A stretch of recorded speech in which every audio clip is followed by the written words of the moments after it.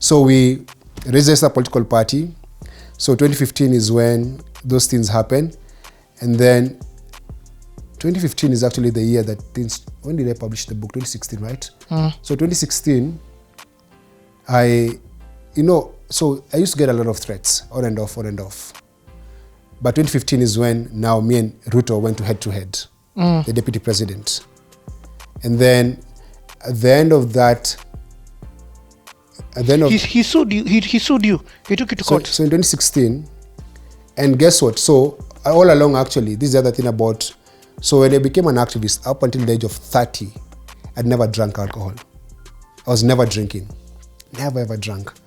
So one day I drink. I think alcohol is very nice. But one time now, the deputy president goes on TV, and he says, "There's this activist called Boniface. I don't know Boniface who they drink all the night and then they wake up and start insulting me.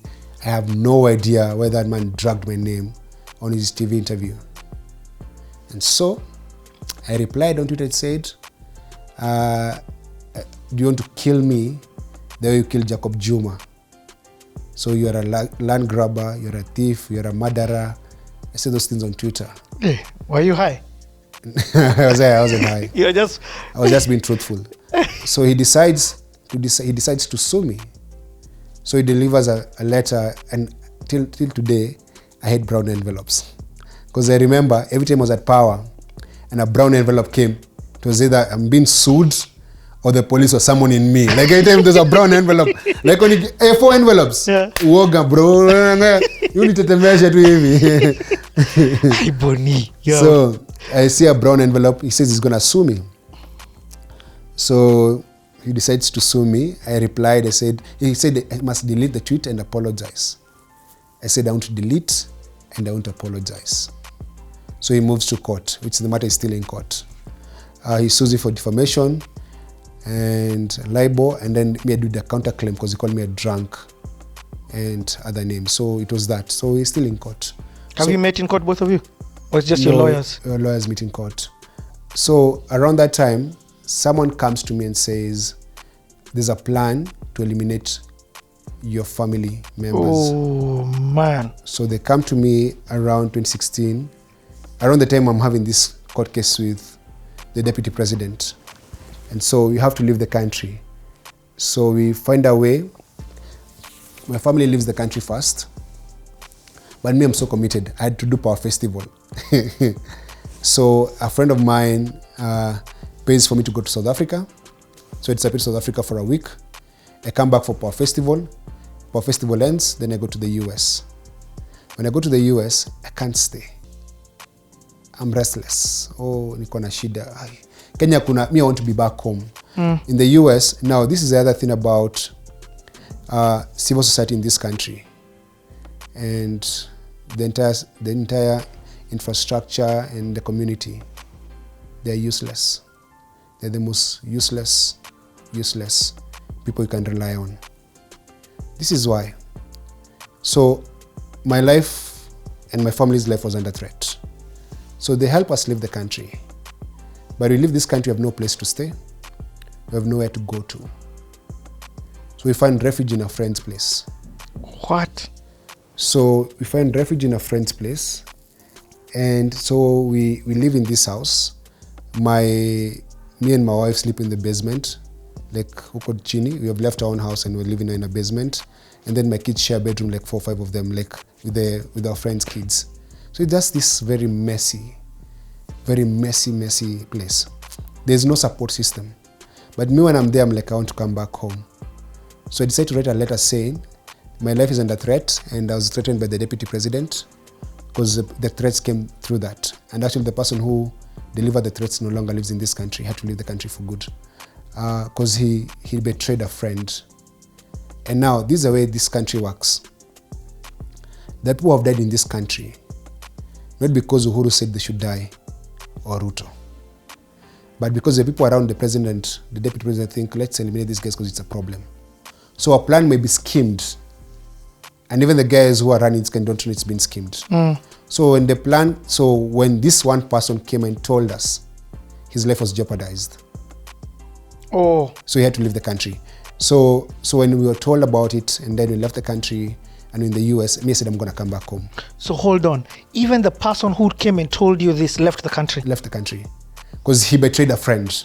Because it's in a room where it was being discussed. Said this guy, the way to harm him is harm his family. Because huyu jamani kichwa ngumu sana aski. So that's why the family had to leave the country. And I said, actually, in the history of this country, it's very hard for the government or these very evil people to kill spouses and kids. They go for their main target. But they wanted to hurt. Because I had hurt them. They said I had hurt them very badly. Because when I did my response to the deputy president, it was very, very harsh. But they're all public documents. So we leave the country, we're in the US, and I want to come back. So I come back, I write an entire 3,000 words saying what happened, chronology of what actually happened, where the threats came from. But even if they're going to kill me, I'm still coming back. And I say when I come back, I'm going to go to the police station to report what happened. No, like the threats on my life. I come back home and I tell civil society, I'm going to report this incident or the threats on my life. When I go to the police station, do you know how many people are there? 2. Do you know who and who? Giuliani and Willy Mutunga. Oh, man. Not a single person from civil society was there. There's no one. And they know that. They were not there. They are not there. Actually, there is no civil society talks to me right now because they want favors.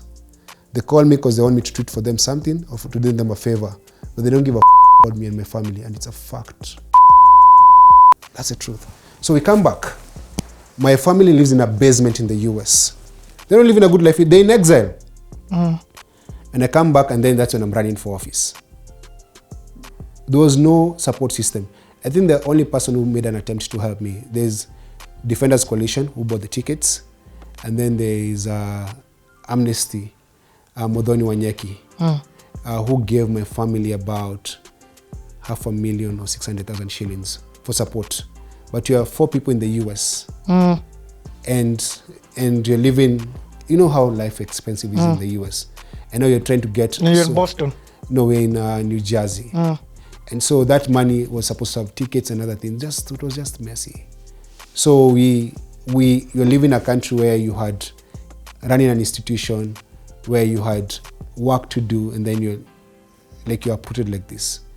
My kids got jumped on, and then where they were living in Jersey City. My son got jumped on in the park by other boys. They had to go to an American school. The school they went to was in the hood, where you go through a metal detector to get into school. They're searching for guns and knives. The school even had lockdown drills. There were gunshots in the neighborhood. Like, they were living actually in a very black ghetto neighborhood in the US. And so they have to go there, and you can show this video. My kids are to learn the American, pledge my allegiance. You can see my daughter now here with her accent saying it, you know. I pledge allegiance to the flag of the United States of America and to the republic for which it stands, one nation, under God, indivisible, with liberty and justice for all. Oh. They have to adapt in that American life for a couple of months. But me, I came back. And when I was coming back to die. I was ready. I was just coming back to say, you know what? I've given up. I can't stay in the US. It was winter. It was cold. And then I don't belong, man. I came back. And I think when we were looking for a place to go to, like when they were under threat and all that, so we were offered asylum in the Netherlands as a family. Or we get a house and they provide everything. I don't speak the language. I don't know anyone. I'm like, what are we going to do there? See, the fight is here. And then the other thing that made me come back, I'd walked this journey of activism with many other people who were saying, we have to fight. We can never run away. Then I'm the first who runs away. I came back. And then after my wife was in the US, I was here. Then after my wife struggled enough and let's all go die together. Hold on, Boni. In fact, I want to do something. So, I remember you at this time. I would see you once a week. Yeah. I would see you once a week. You'd come to because of doing the book. Because of two things: doing the book and even running.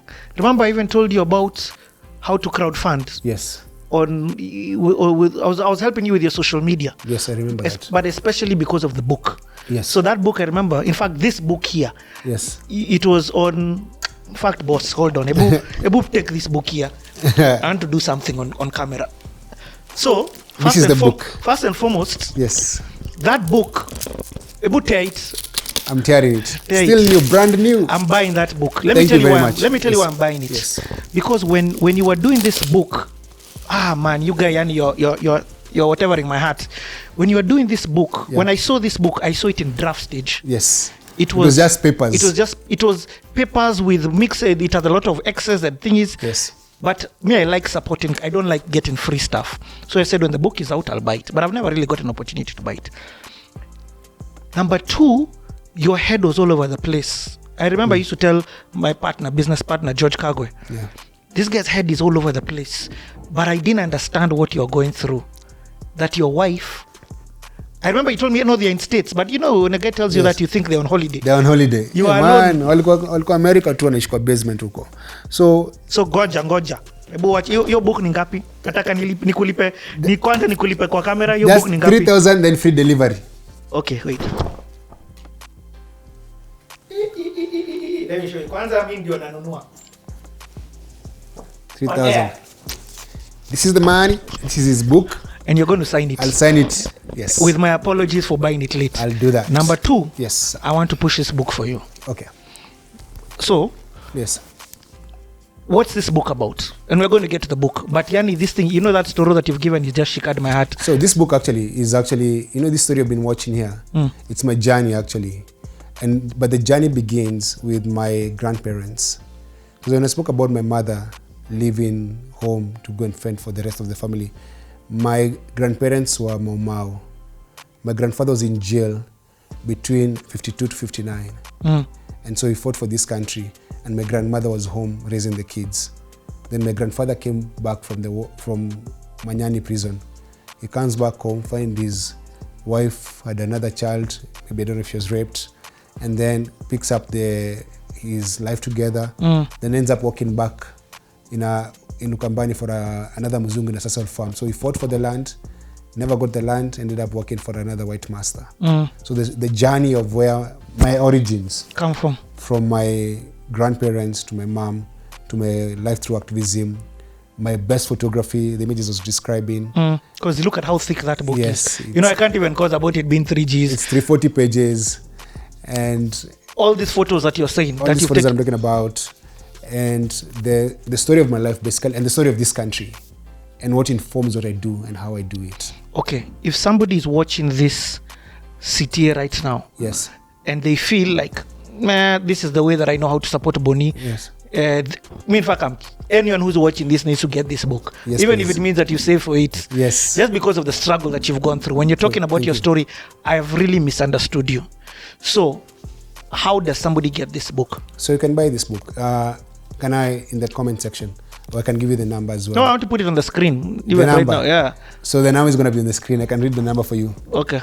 Okay. No problem. The number is on the screen. Don't worry. Okay, number don't worry about this digital. And there's even an MPESA number there. So and it's free delivery across the country. Across free? In Kenya. Yeah, if you buy wherever you're in Kenya. What if I buy from Mombasa?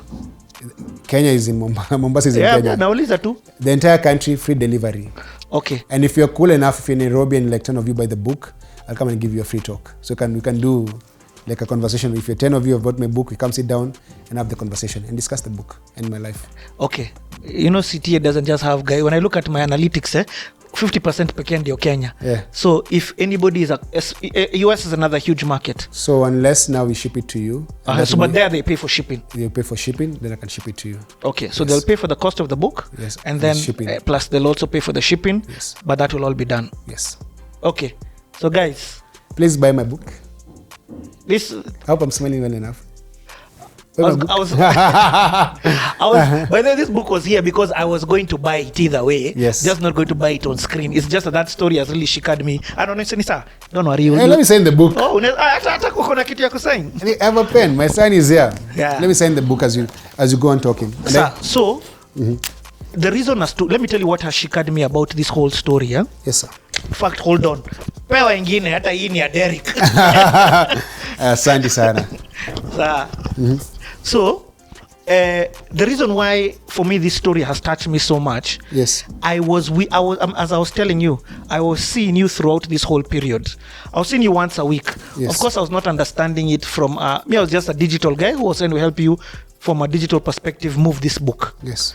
You get, but I didn't know the backstory, and I think for me the biggest story that has shivered me was a separation that you faced from your family. Yeah.